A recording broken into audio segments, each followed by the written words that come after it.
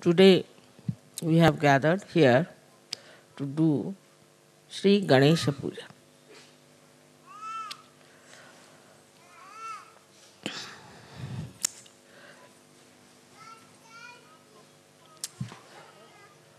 The first deity that was created by the Adishakti was Sri Ganesh. Because it was necessary first to create the deity of principles. The deity of principle in the sense that whatever is created, whatever is there, as called bhava, whatever has been so far created, up to human level, everything had to be through the implanted mechanism of energy. Otherwise, nothing could have been created.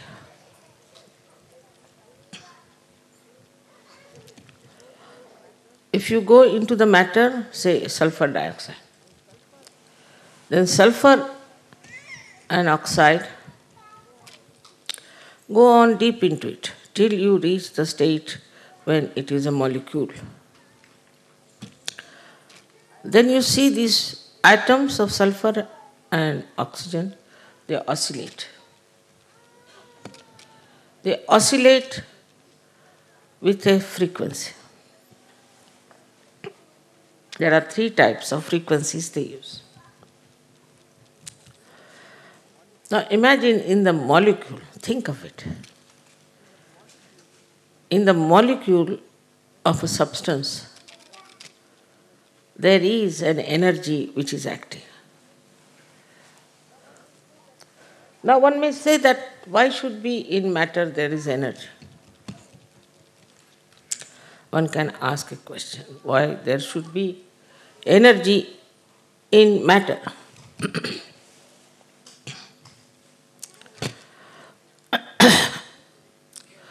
If there was no energy in the matter, how can you have all chemical compounds? Who pushes them? Say you have sodium chloride. Sodium and chloride are attached to each other. But if the chloride has to go to some other atom, then who does that?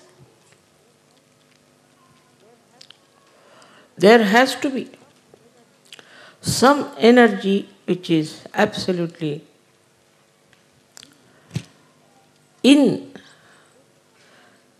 built into matter. Now we may say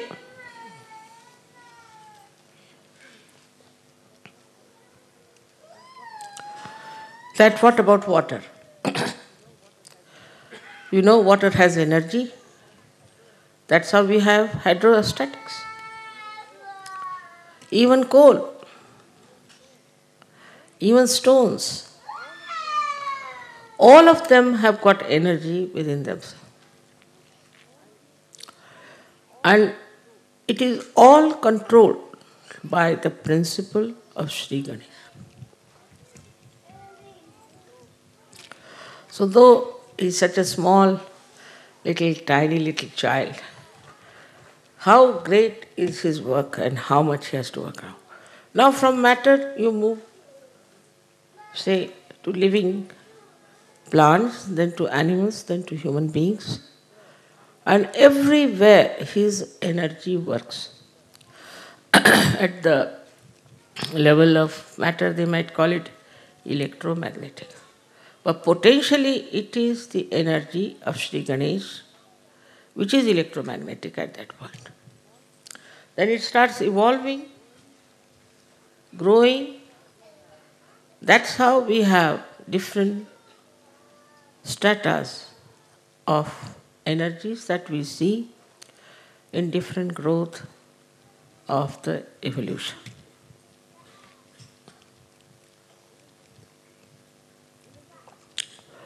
In the human being, it exists, as you know, as auspiciousness, as purity, mainly the innocence.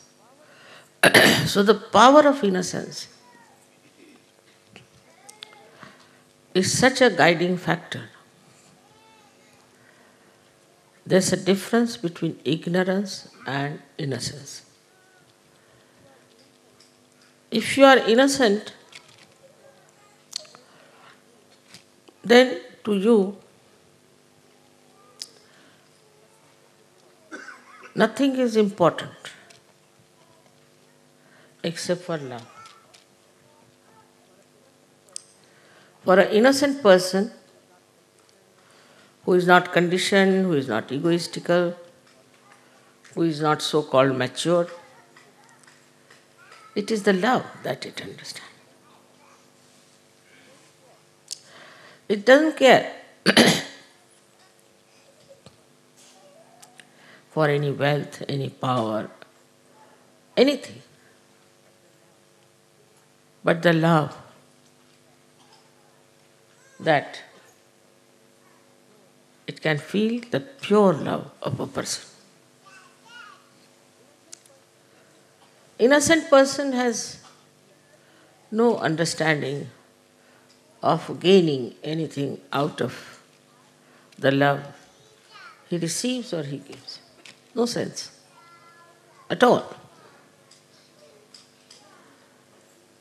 Innocence is the basis of all the dharmas. If you have no innocence, you cannot follow dharma. Because if you are dharmic, it is maybe a mental attitude, maybe egoistical, maybe because you are born in a religion, because somebody has told you about it. It's going to be very superficial. Unless and until it is embedded in the quality of innocence, dharma has no meaning. In that state, you are dharmic. You are beyond any thinking about it, of any deductions about it, but you are dharmic. You cannot be a dharmic. You cannot be. As if the manifestation of innocence is morality. Once Sri Ganesha is awakened, I hope he has been awakened in all of you. And if you respect him, just respect him, then automatically you develop a sense of morality. I don't have to tell you. I don't have to explain to you. You just become moral. People who have seen you are quite amazed and said that, how is it that their eyes are fixed, so innocent, without any lust and greed? Is the light of Sri Ganesha from the back agya, front agya, is Jesus Christ, who is the manifestation of Sri Ganesha.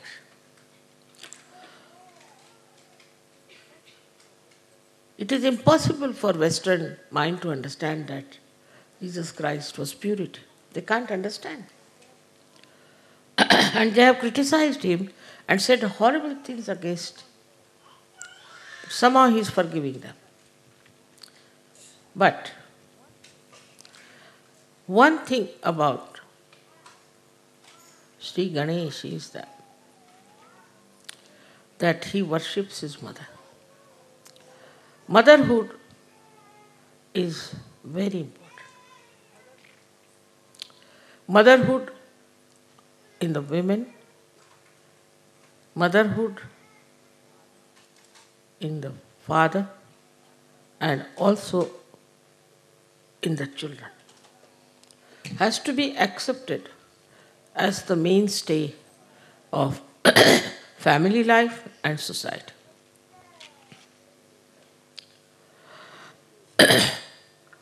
The ordinary life of a human being, very simple, innocent, simple people, revolves around the mother. It revolves. But the mothers have to be mothers. As Sri Ganesha is so much surrendered to his mother, and who is his mother is Adishakti. He does not know anybody else, just knows his mother. This is extremely important in surgery. As we say, there is immoral human beings. They are doing immoral things. Because they are committing sin against the Adishakti. Committing sin against Ganesha, it may be forgiven. But committing sin against the Adishakti, it encompasses a very big area where we start seeing how we are committing the sin against the Adishakti, which ultimately Sri Ganesha punishes, ultimately. Actually, the Adishakti doesn't punish anyone. The deities only punish them.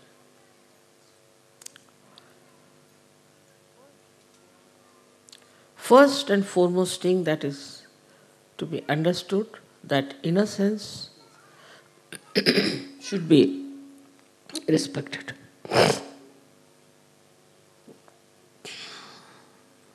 Looked after, nourished, and protected. That's why I'm very particular about the children. Children should not be exposed to the public. We should not try to make photographs out of our children and expose them in the newspaper or give them for advertisement or anything like that. It's a very wrong idea to expose your children.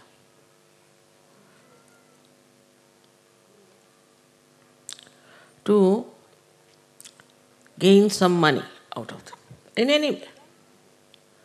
In the smallest way also, because we are selling the innocence which is invaluable, writ large on the children. Many children I know who have been advertised and all that, especially in India, have died.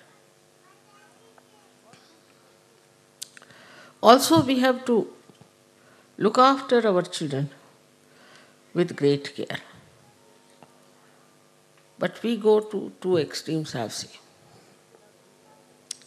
Some people are only worried about their own children. If anything happens to them, just get upset. That means you are respecting your child because he's your child. But if you are respecting him because he carries innocence with him, then you have to respect every child. and understand every child. What they talk, what they say, how they behave. Luckily, you all have got children now who are born realized. It's such a great thing, such a blessing. So, on one side, we have to see how innocent they are and how they talk. I'll give you an example. Baghdad, no, this Wolfgang was very serious. And his wife told me that we were taking him to the hospital. So his daughter says, "Why are you taking him to the hospital? There are no surgeons there. How will they correct his chakras?" Innocently said the correct thing. And they couldn't do. Doctors didn't do anything. I had to cure him. Take him to mother. Why are you taking him to the hospital? They see the right point and say the right thing because they're innocent, and innocence means they have pure attention. Pure attention for anything you need. Say music, for art, for anything you have to have pure attention. And that comes through your innocence. Say a person who is an artist and who is very money oriented, say for example, a person who is doing some paintings and all that. His art cannot become eternal art, cannot. That's why we see in modern times whatever art is created, it just comes and goes, it has no eternal value. Same with the modern music that they are having. The same thing is happening, it comes and goes, and no one knows where it has disappeared. Behind it is money orientation. And that money orientation results into a kind of a creation which is not perfect. All creations which were dedicated to God in the olden times are being today very much respected, and people pay a lot of money for that. Maybe at that time the artist must have suffered.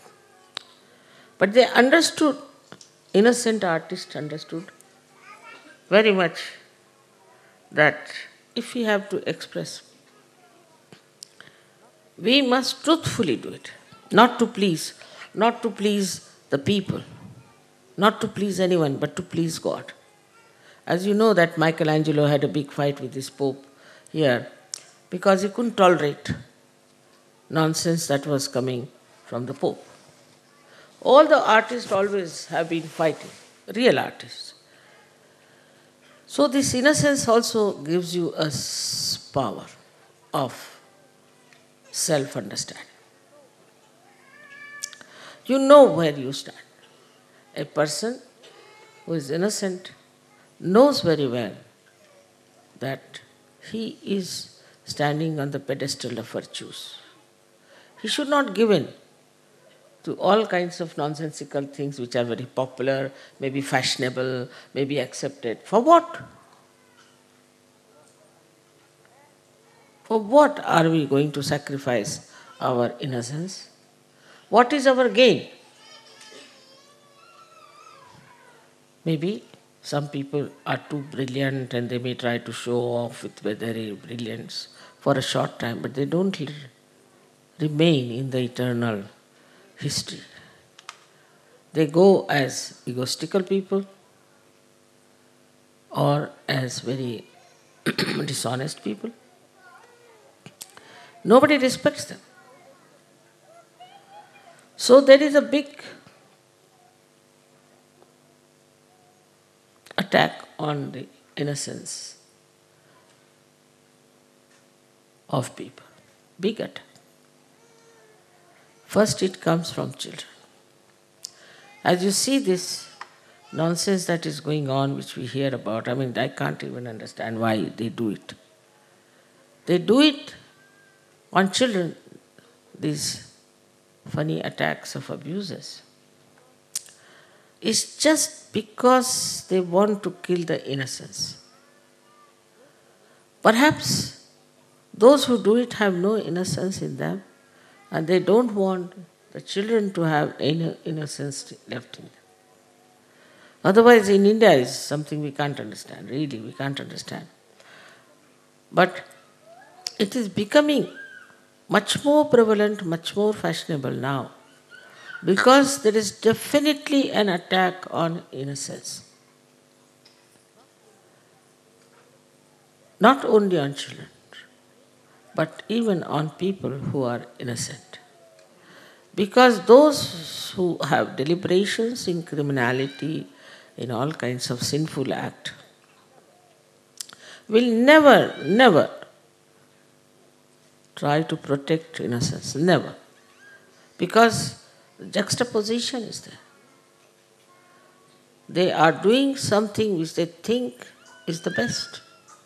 I don't know if they think that way, but I don't know what justifies their behavior like this is to attack the innocence of children. In so many ways you will find this innocence is being attacked. If your children are doing well, if they are studying well, somebody might try to catch hold of them. If some person they find is an innocent person, they will try to put him into trouble. The innocence is itself is such a power that it challenges the hatred, the abusive nature of people. First of all, we should see that how our conditioning takes over our innocence. It makes you extremely ritualistic. Even in Sahaja Yoga, I have seen, I have heard also, that people are extremely Sean, where is it? Ritualistic. Now the ritualism is like this, that you have to say something 3 times, you say 3 times, 7 times, like tied up people. I have seen some Sahajogis like that. And some Sahajogis, I think they must be bhutish, get frightened with me. What is there to be frightened of me? Because they are bhutish, they are getting frightened. Otherwise, why should you?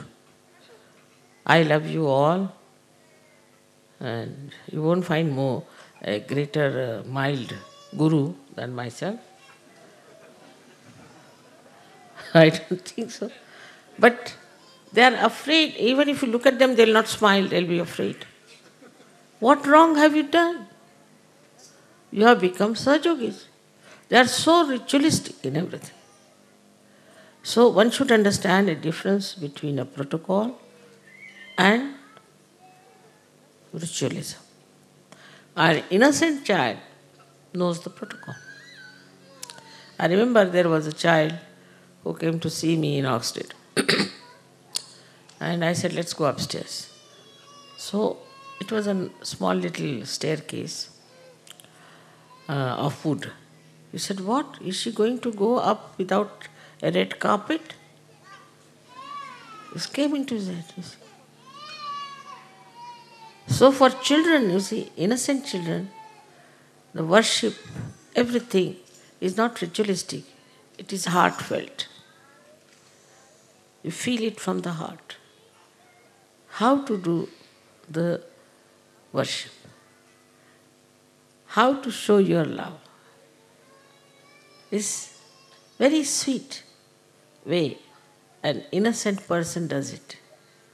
While a person who is very ritualistic, he may even beat another person because, why did you do this? You should not have put camphor in it. Why did you put the camphor? So it's very wrong. There's nothing wrong. If you do it with your heart, with your open heart, innocently, anything is all right. It is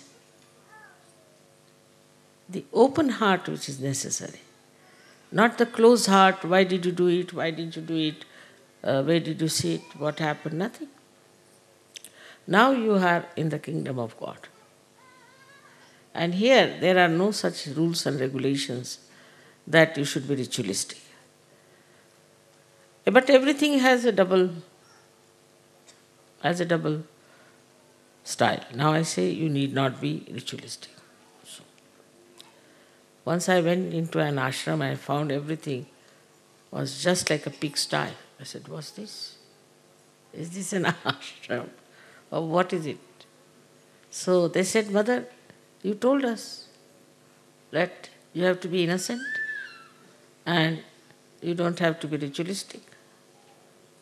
So we thought, throw all the things wherever you feel like, what is there to be ritualistic? It's a very common thing with all the ashrama people, leaders tell me that Sajogis have no sense at all of looking after the cleanliness of the ashram. They are least bothered. If it is their house, they look after. But if it is an ashram, they do not. It's very surprising. And I have seen, or I have heard, that the ashrams of bhutish and false gurus are absolutely spick and span. Really. It's very surprising. And even here in Cabella, people were telling me that they are living like animals. I said, animals are innocent,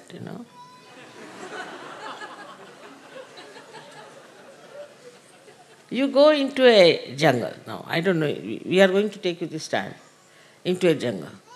You will have no smell, no horrid things to see, nothing. It's very clean, spick and span, all the time.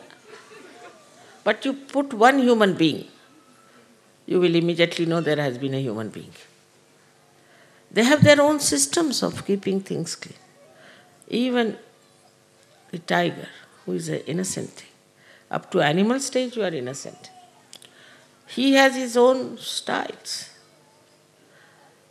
I don't know if you know about a tiger or not, but a tiger will kill an animal because he has to eat after all. He's supposed to only eat animals, he doesn't eat grass. What to do? He's not a vegetarian. God has made him like that. So he accepts. Now he goes and kills the cow or anything. Then he leaves his kill there for the blood to ooze out. Nobody will touch that. Nobody. Because he is really the king, not out of fear, but a protocol. Then next day he goes, he eats, then his family eats and all that, and finished for the whole month. They come out. Then the lower animals start going there. Like you have, I don't know what you call them.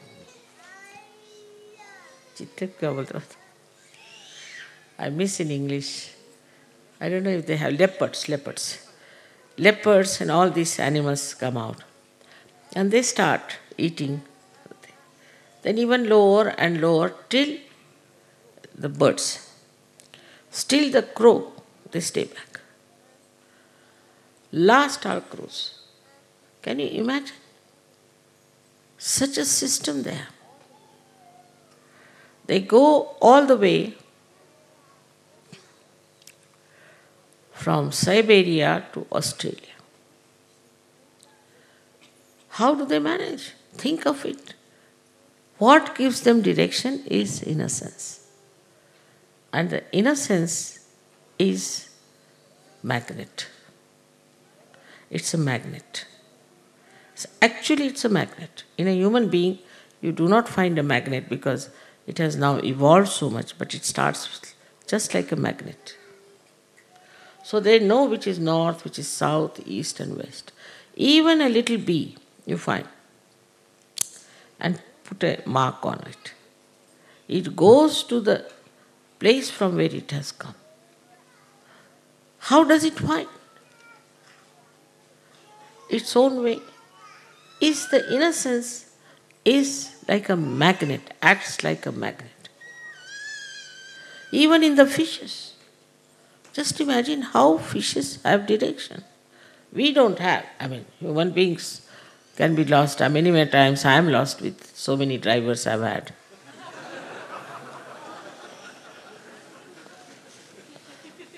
So many times I've been lost.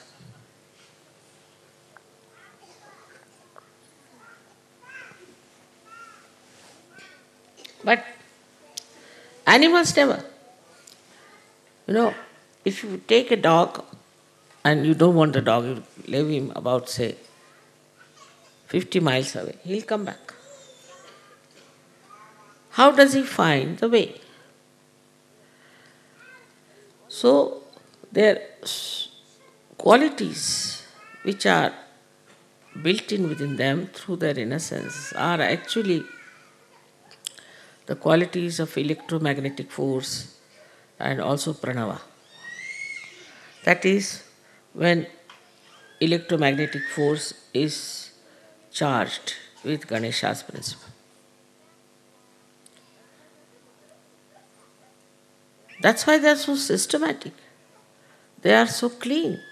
They are so sensible.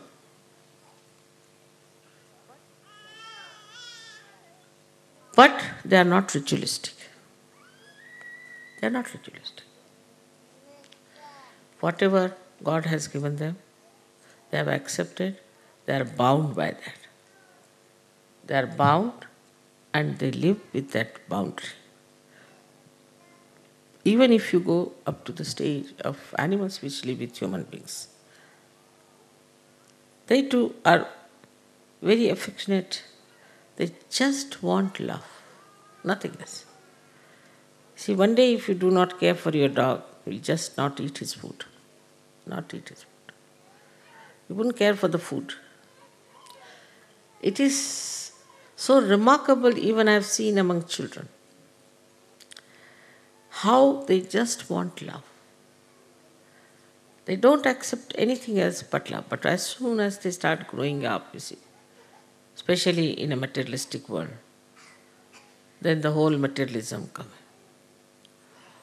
So the second way we kill our children's innocence is putting materialistic ideas into their heads. Of course, the media is there, which is selling nowadays a teddy bear which has a birthday. Teddy bear has a birthday. Can you imagine? So everybody is buying teddy bear with a birthday. Because the parents don't want to be in the company of children. So they get some sort of a toys, this, that. One or two is all right. I put them with the toys, with the television on, now sit down. Children start becoming naturally materialistic. They start asking for things and for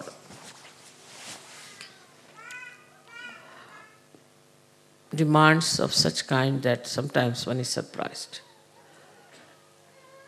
You take a Western child to the market and you had it. But you take Indian children, they'll never take anything. Really, it's so difficult to make them, at least I have seen my own grandchildren and other. You take them, it's a headache to buy even another pair of shoes for them. No, but we have one, why do you want to buy another? Baba, that will go give way. No, we can come here. How?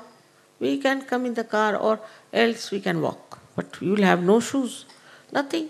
One is all right. Why to have two? You give them money, they'll buy one small little thing and come. You see, it is the whole tradition of materialism which has brought this innocence to a stop. Then a child starts growing in the same materialistic way. He starts judging people like how many cars you have. See, they are so stupidly materialistic that I went to Boston and the television people asked me how many Rolls Royces you have. I said, I don't have any. They said, we are not interested, you are not in the business.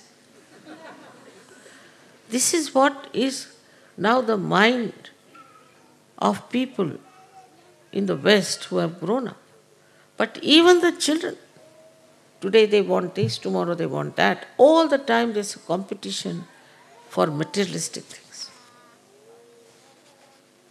Asking for this, asking for that.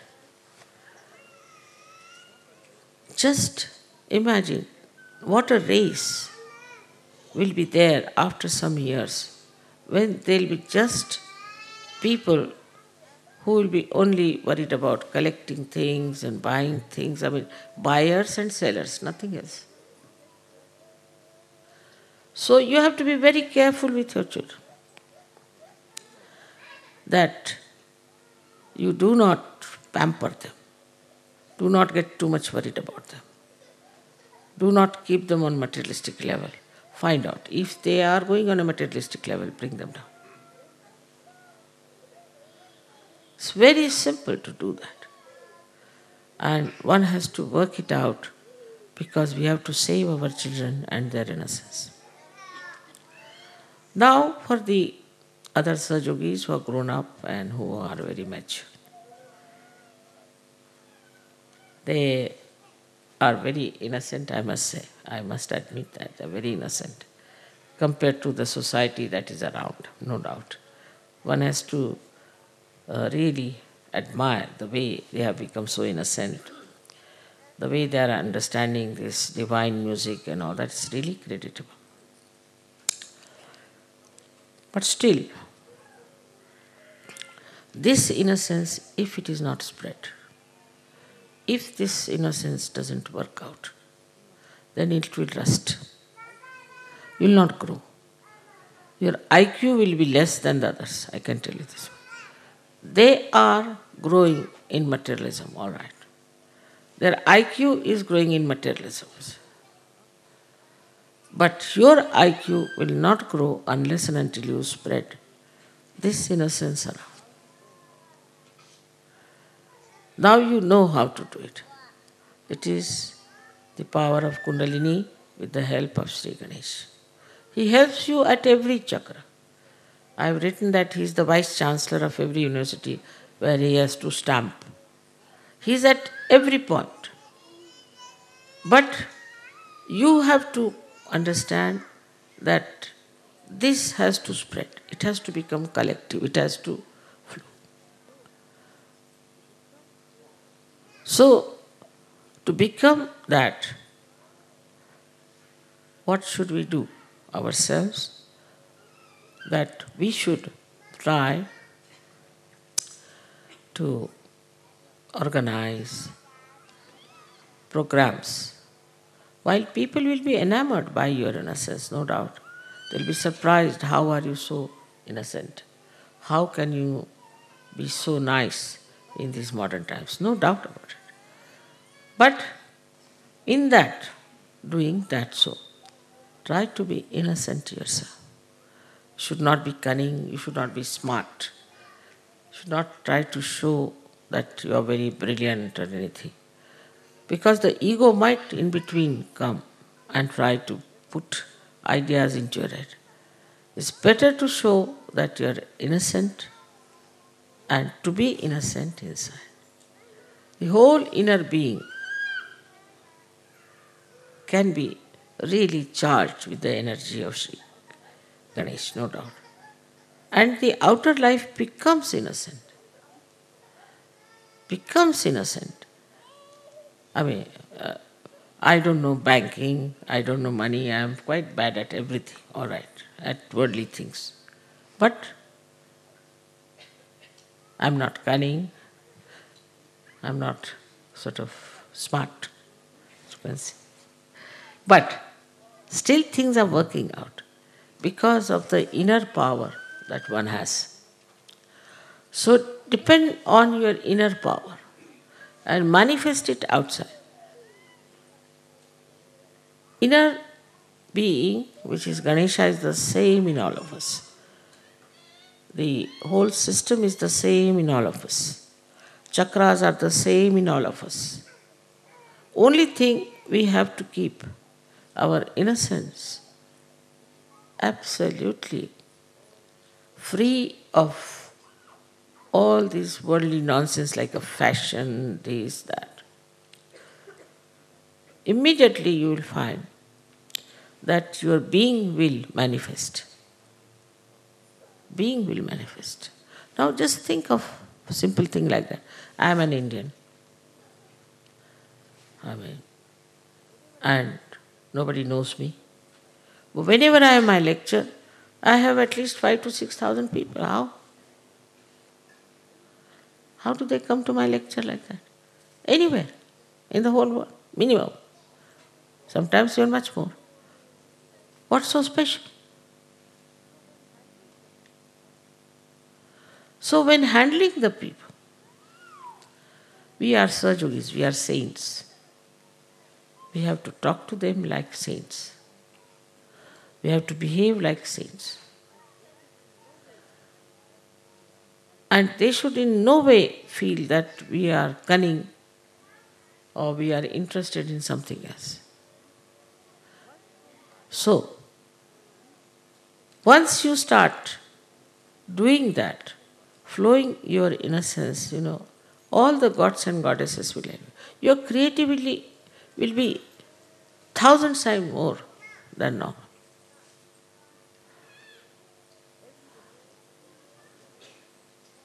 Everybody has to think how we are going to spread it. Like I was happy to know that in America, of all the places, they have got hold of the senators. Very good at it. Let us see if it works. So we have to find out all the ways and methods and all the styles which will behove a saint, not a politician or these days, of course, all the sports people are heroes. If you want to become a hero, you become a sportsman. Not like that, but like a saint. And saintliness is respected, whatever may be the situation. Whatever may be the situation. Whosoever may be facing. Recently, when I was in Kiev, the leader's wife told me that, Mother, we had that old car of yours which we sold. We got so much money that we could buy a new car. Then we went to the factory to buy the new car. And they bought it. So outside the factory there's a mafia. Nowadays I think the Sicilians have reached there. So the mafia was standing outside. And they said, you have to pay so much money. It was in thousands. So they said, we have no money. Why? What do you do? This was his wife. She said, we meditate. Really? So you have no money? No. What about your children? They also meditate. She so innocently she was talking to them. They said that we saw their faces melting down. They said, all right, go.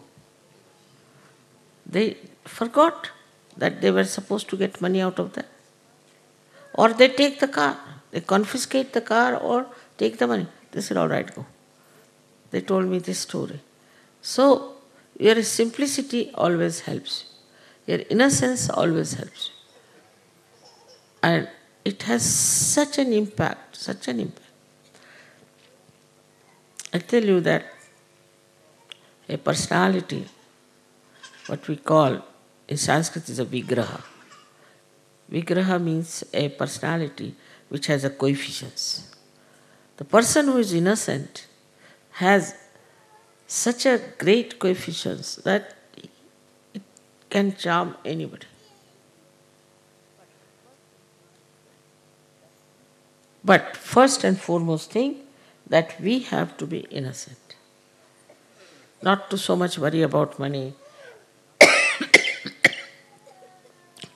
not to count everything, not to worry about food. But this is not to be done with deliberations, but innocence. Where you sleep, what you do is not important to a saint. It lives the way one has to live. Because his nourishing point is innocence. And he doesn't get angry, he doesn't shout at people, nothing. Of course, at booths it may. P that he has to shout like Christ did. But otherwise, he is a very peaceful, joyous, happy, humorous person. So today, at this puja, I would bless you with all the qualities of Sri Ganesha, except for his anger. May God bless you.